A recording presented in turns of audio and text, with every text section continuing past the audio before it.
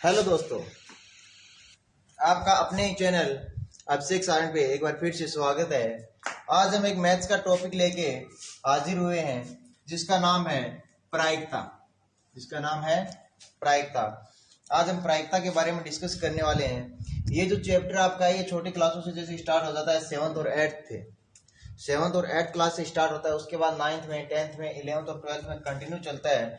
उसके बाद competition exams में भी इससे एक आध क्वेश्चन कई बार पूछ लिया जाता है और बहुत ही इजी टॉपिक है। एक तरीके से इस टॉपिक को हम मनोरंजन की दृष्टि से देखें तो बहुत ही आसानी से मनोरंजन करते हुए भी सीख सकते हैं। यानी सीधी भाषा में अगर इसको कहें तो एक गेम मानिए। क्या मान सकते हो आप इसको? एक गेम, एक खेल की तरह ले सकते हो। प्रायिकता का मतलब क्या होता है? किसी भी चीज का अनुमान लगाना। क्या हो सकता है? अनुमान लगाना, किसी भी चीज की संभावना, किसी भी चीज की संभावना।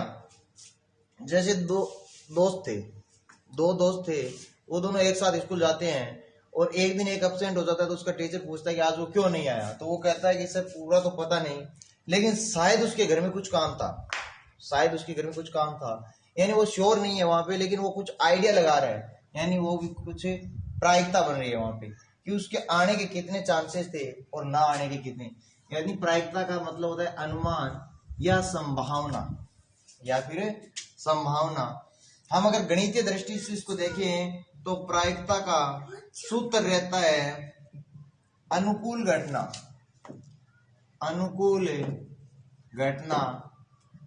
बटे कुल घटना। प्रायिकता का सूत्र रहता है अनुकूल घटना बटे कुल घटना। इसको हम कह सकते हैं अनुकूल परिणाम बटे कुल परिणाम। अनुकूल परिणाम बटे कुल परिणाम।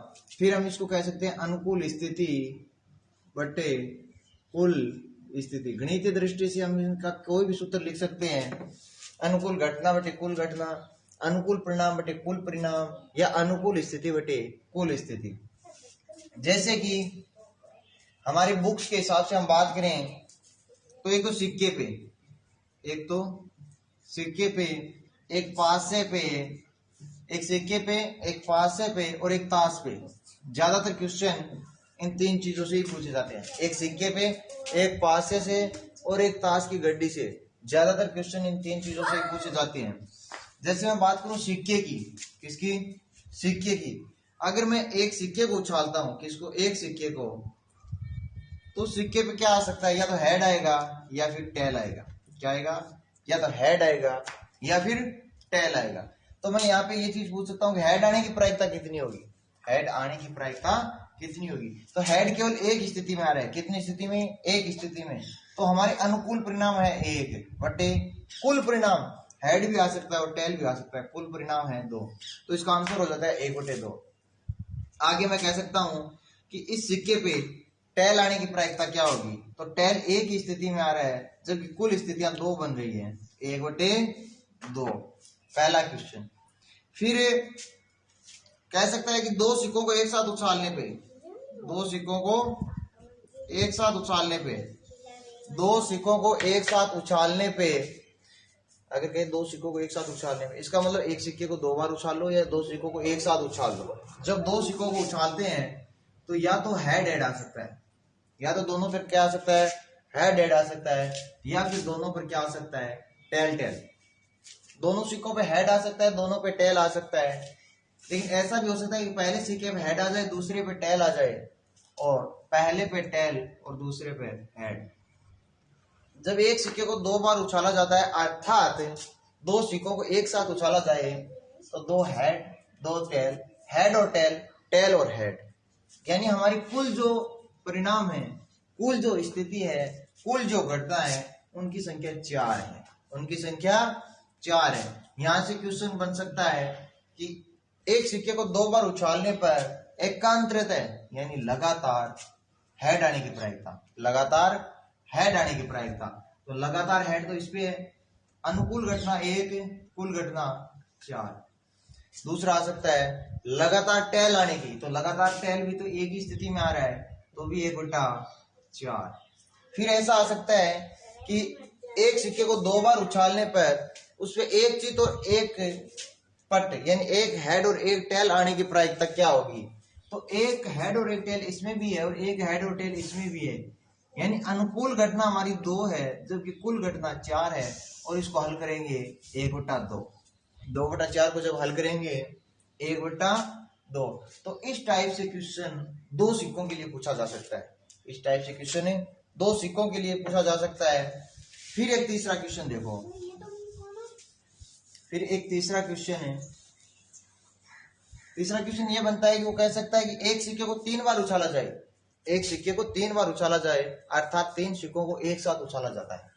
जब वो कहता है सिक्के को 3 बार उछाला जाए, सिक्के को 3 बार उछाला जाए, इसका कहने का मतलब 3 सिक्कों को एक साथ उछालते हैं।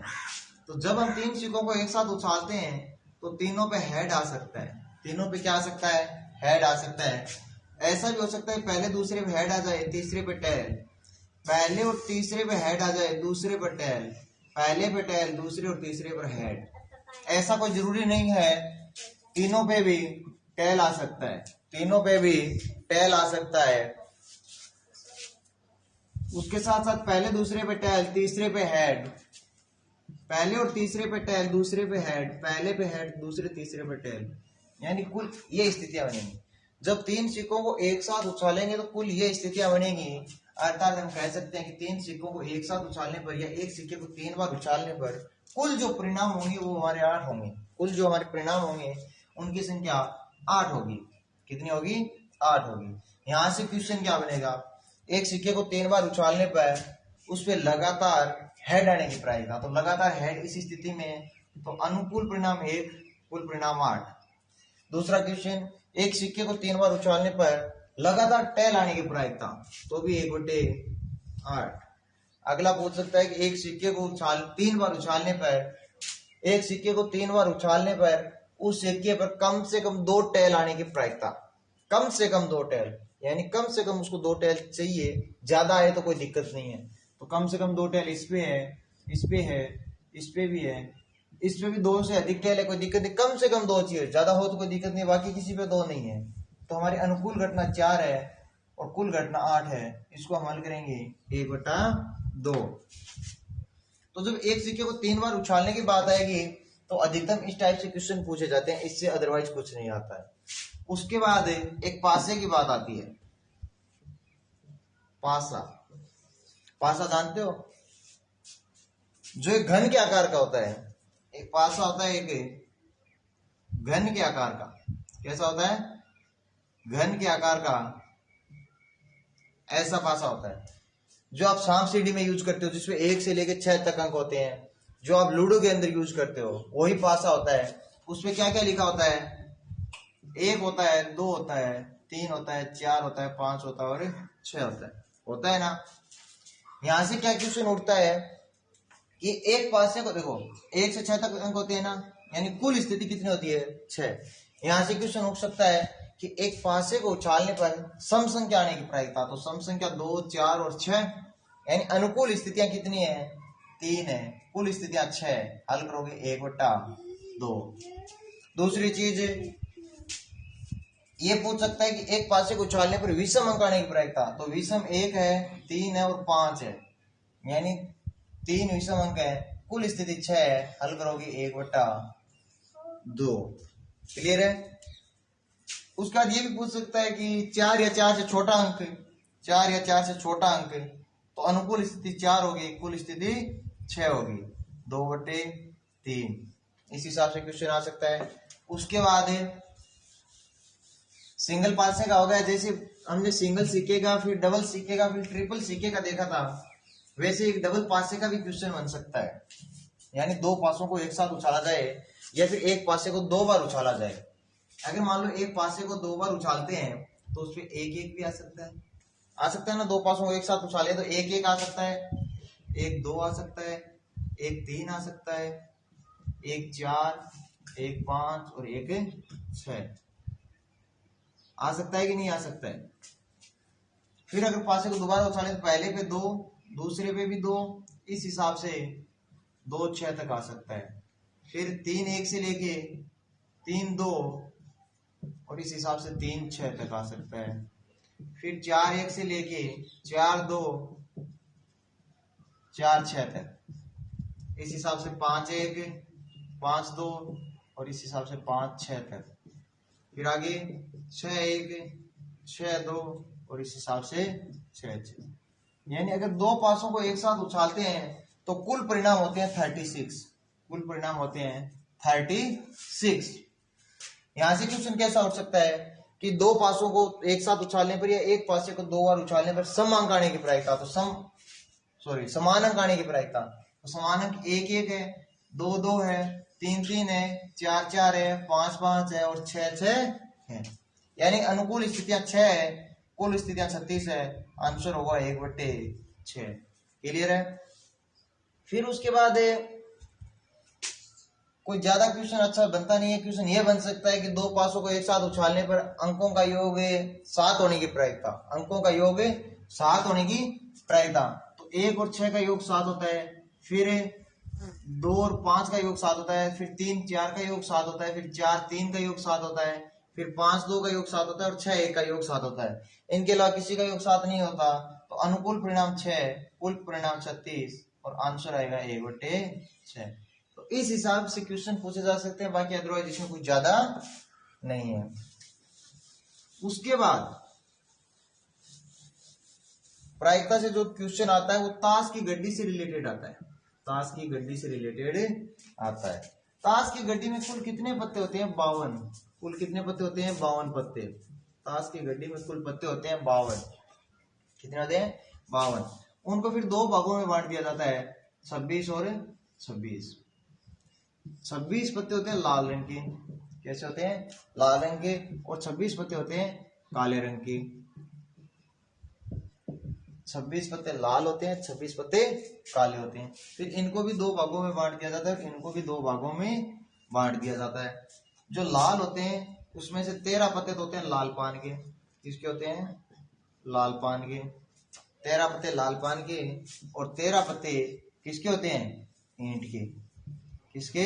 लाल ईंट के। फिर इधर 13 पत्ते काला हुकुम और फिर जो 13 इधर बच गए वो किसके होते हैं? काले रंग के चीड़ी। होता है कि नहीं होता है? यही बोलते हैं ना, 13 पान के, 13 ईंट के, 13 हुकुम के और 13 चीड़ी के। तो यहां से क्वेश्चन क्या बनता है? यहां से हमारे पास कुल जो परिणाम रहते हैं वो 52 रहते हैं। कुल परिणाम जो रहते हैं वो 52 रहते हैं। यहाँ पे ऐसे कह सकता है कि एक पत्ता यादृच्छिक खींचा जाता है। एक पत्ता यादृच्छिक खींचा जाता है, उस पत्ते के लाल रंग का होने की प्रायिकता। तो लाल पत्ते कितने हैं? 26। यानी हमारे काम के पत्ते 26, कुल पत्ते 52। 26/52 1/2। दूसरा क्वेश्चन, एक पत्ता यादृच्छिक खींचा जाता है, उस पत्ते के काले रंग का होने की प्रायिकता। तो काले पत्ते भी 26 है, कुल पत्ते 52 है, 1/2। उसके बाद कहता है कि ताश की गड्डी से एक पत्ता यादृच्छिक खींचा जाता है और उस पत्ते के लाल रंग का पान होने की प्रायिकता। लाल पान होने की प्रायिकता। लाल पान 13 होते हैं, जबकि कुल पत्ते 52 है, तो 13 चौके 52, 1/4। प्रायिकता कितनी होगी? 1/4। फिर कह दिया जाए कि एक पत्ता यादृच्छिक खींचा जाता है और उस पत्ते के हुकुम का इक्का होने की प्रायिकता। हुकुम का इक्का। इक्के 4 होते हैं, जिसमें से एक लाल ईंट का होता है, एक लाल पान का होता है, एक काला हुकुम और एक काली चीड़ी। यानी हुकुम का इक्का कितना होता है? 1। कितना होता है? 1। कुल पत्ते 52, 1/52। तो ताश की गड्डी से रिलेटेड अगर क्वेश्चन आता है तो इस टाइप से क्वेश्चन होगा। अच्छे से आपको ताश की गड्डी के बारे में पता होना चाहिए कि ताश की गड्डी में किस किस प्रकार के पत्ते होते हैं। उसके बाद प्रायिकता से रिलेटेड कुछ जनरल चीजें हैं। जैसे बात करता हूं प्रायिकता की रेंज या फिर प्रास या फिर प्रीसर कितना होता है? प्रायिकता का रेंज, प्रास या प्रीसर कितना होता है? प्रायिकता का जो होता है ये होता है। प्रायिकता का रेंज, प्रास और प्रीसर जो होता है वो ये रहता है। यानी प्रायिकता का मान 1 के बराबर हो सकता है या फिर 1 से छोटा होता है, और 0 के बराबर हो सकता है और 0 से बड़ा होता है। यानी प्रायिकता का मान 0 से लेकर 1 तक होता है। 0 और 1 भी हो सकता है और 0 से लेकर 1 के बीच में भी हो सकता है। और प्रायिकता का कुल जो मान होता है, कुल जो मान होता है वो हमेशा 1 होता है। किसी चीज के होने की स्थिति, मान लो ये ए है, ए के घटना घटित होने की प्रायिकता होगी पी ए, जबकि ए के ना घटित होने की प्रायिकता होगी पी ए डैश, और इन दोनों का जब योग करेंगे तो कुल मान प्रायिकता का आएगा 1। यानी किसी चीज की प्रायिकता घटित होने की प्रायिकता और उसके घटित ना होने की जो प्रायिकता है उसका कुल योग 1 होता है। यानी प्रायिकता का जो प्रास, परिसर और जो रेंज होता है वो 0 से लेके 1 तक होता है, और इसका जो कुल मान होता है प्रायिकता का वो 1 रहता है। इसी प्रकार प्रायिकता का जो चैप्टर है वो खत्म होता है। क्वेश्चन अच्छे से इसके क्लियर करना। बाकी अगर कोई क्वेश्चन समझ में ना आए तो उसको आप कमेंट बॉक्स में दे सकते हो। और इसी के साथ वीडियो समाप्त होती है। धन्यवाद। वीडियो अच्छा लगे तो लाइक, शेयर और सब्सक्राइब करना ना भूलें। Thank you.